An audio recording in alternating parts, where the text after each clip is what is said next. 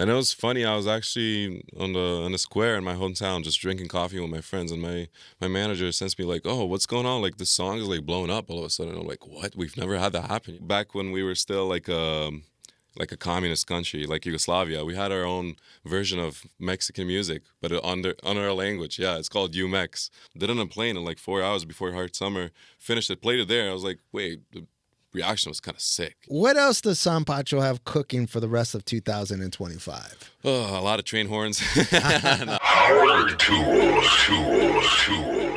It's Power Tools, and we got San Pacho in the house. How are you doing? Oh, I want to say I'm doing good, but I'm powering through it. All right, You're just coming off of a day trip. It looked pretty dope. Yeah, it was sick. Yeah, I did the Gorge the day prior to in New York, so it's kind of it was a wild weekend, to say the least. Yeah, crazy weekend. But very, very fun. Nice. So you've had obviously releases on Insomniac, Terminal Underground, Catch and Release, major collabs with Side Piece, Matroda, played at EDC, Hard Festival. You're consistently in the Beatport top 10. You're making it sound like I'm a way bigger thing. Yeah, no, you are, man. You are.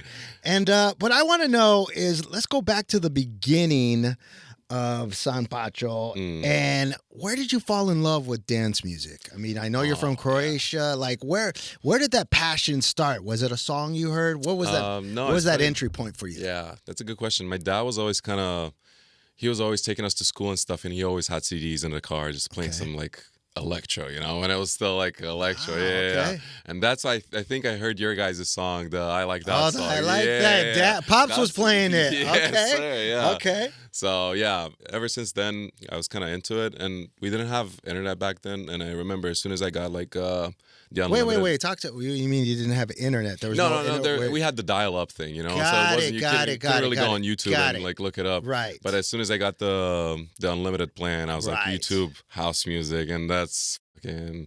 Oh wait, can I curse? No, it's fine. It's fine. So Pops was turning you on to stuff. How did Pops get into house music?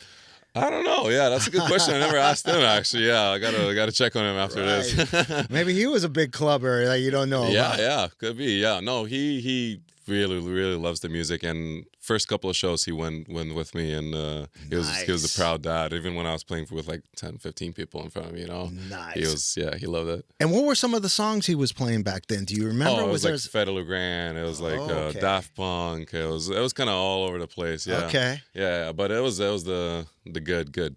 Right, and you just realized like, oh, this is hitting. This is connecting. Yeah, with this me. is my thing. Yeah. Right. Yeah, it's funny actually. The Mo, like I listen to hip hop a lot too, and I got it from him too. So it was like hip hop and dance music was on the radio. That's or on amazing. CDs. Yeah. So talk to us about growing up in Croatia and how that has influenced your music. Actually, it's like from where I'm from, it's a very small, peaceful city. So it's like the complete opposite of what I'm doing right now. Like when I see like some of the stages I'm playing, I'm like, dude, like if all the people in my city showed up, it wouldn't be the capacity of the stage, So it's like, yeah, it's very different. But I don't know, Croatia is beautiful, man. Like the summers are gorgeous. Like there's parties going on every day almost, and I miss it every day. But it's. But you started creating some of your first beats back there. How was that inspiring you? Or were you just like looking at stages at EDC? Yeah, man, I just looked up like Martin Garrix on YouTube, pulled it on my other screen, and like worked on music in my parents' attic. And that's how it was for like 8 years almost, and just like working on music, annoying my parents with like loud bass noises, and like, turn it down. But yeah, somehow worked out. I don't know. Wow, that's amazing. Yeah. So like, you and Matroda are both from Croatia, and you've released stuff on Terminal Underground. Talk to us about like having that connection of being from Croatia for both of you guys. Oh yeah, we're boys. We kicked it as soon as I kind of got more and got better. We kind of linked up.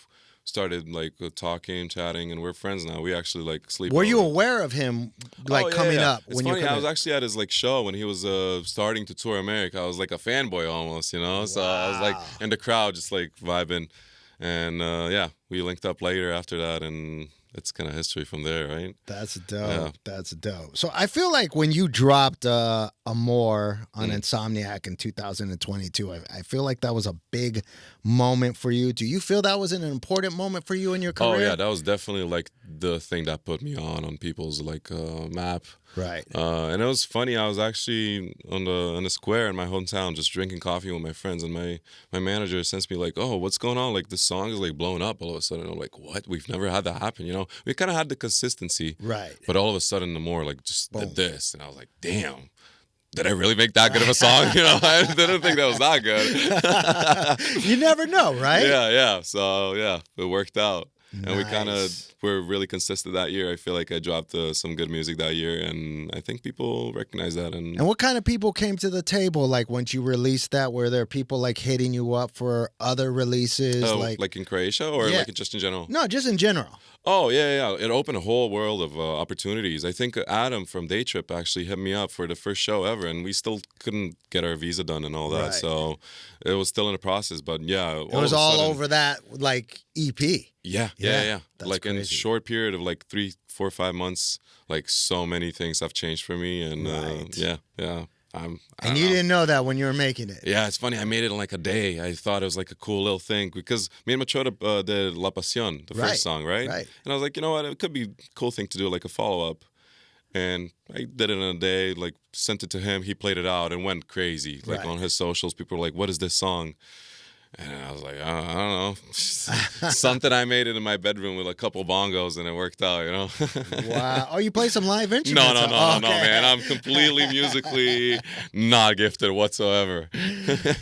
So where do you get your Latin influences from? Because you're putting out some dope Latin bangers. I mean, you put out all kinds of types of stuff, but I'm sure a lot of people, because of the name San Pacho, think you're Latin. No, yeah, of course. I kind of feel like I shot myself in the foot with that one, right? But it's funny because even before I started, like I wasn't aiming at making Latin music. Right. Yeah, I was doing all sorts of things in the beginning. But where do you get those influences from for the Latin vibes? Was it from being by the beach in Croatia? Where was it from? It has like multiple different like influences, I guess. Our club music is very similar to like reggaeton. It's like the beats are like very like similar. I didn't know that. Yeah. Okay. So like we all kind of listened to Daddy Yankee and all that like back home. Okay. We didn't speak the language, but we were messing with it. It was the vibe. Cool. It was making you move your body. Exactly. Right. So I think I got some of it from there. And it's funny back when we were still like a communist country like Yugoslavia, we had our own version of Mexican music, but under our language. Yeah, it's called UMEX, like Yugoslavian Mexican music. It's crazy. They had the sombreros and everything, and they played it all like Mexican bands, but in our language. And I gotta look this up. Yeah, dude, please do. It's hilarious. You just see the most Balkan dudes like ever with like their mustaches playing like. And why do you think that happened? What was the inspiration for that? For UMEX? Yeah. It was just a communist country, so we had to do our own thing, you know? We couldn't like stream like other movies and all that. Yeah, it's kind of messed up in a way, but you know, it's funny when you look at it now. Right. Yeah. And I guess when you guys when the communist was, or however you want to say it, was lifted, did you guys, was there like an influx of other music coming into the country that you didn't have? Yeah. I mean, I wasn't born when that thing happened, but like, that could have affected your father, who now inspires you. Of course, yeah. There was just and even with the internet and like CDs and all that, I feel like the music just got shared way more than it did. You know, it was like a closed system almost. So that for sure made an impact on my dad's taste. Yeah. So now you put out a summer tune with the Baby Got Back. You flip or mix a lot. Was that a song your dad was playing back then, or is that something you found later?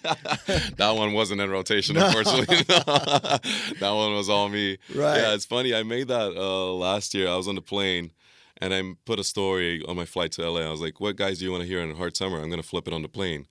And somebody said, Baby Got Back. And I was like, damn, nobody has ever actually done a good remix. Right. I was like, hey, I'll try it. And did it on a plane in like 4 hours before Hard Summer. Finished it, played it there. I was like, wait, reaction was kind of sick, you know. I want to work on this. So clearing the sample was kind of a process and all that. So a year later, we kind of finally released it. People have been asking for it. So when they first said flip this song, were you aware of the song? Yeah, of course. Come on, iconic song, man. Right. No, yeah. No. Sometimes you think songs are just in the U.S., like they're just kind of like I didn't know that expanded. No, it's out. definitely the U.S. Right. like oriented song. I feel like, but a banger, man. Come on, you can play that anywhere. I feel like it's gonna be a banger. That is amazing. Yeah. So, what else does San Pacho have cooking for the rest of 2025? Oh, a lot of train horns. No. Jokes aside, I do got a lot of music coming up. And I feel like you put out like 7, 8 releases a year. Yeah. I try and kind of keep it around there. Like, aim for 10. Right. Doesn't work out sometimes, you know, the touring gets to me. But yeah, I try and like only put out what I really believe in and not put out like filler stuff. So I feel like fans actually appreciate that and they appreciate the consistency in that. Right. So yeah, I try and do around like 10 releases. Any big collabs got coming up? Any?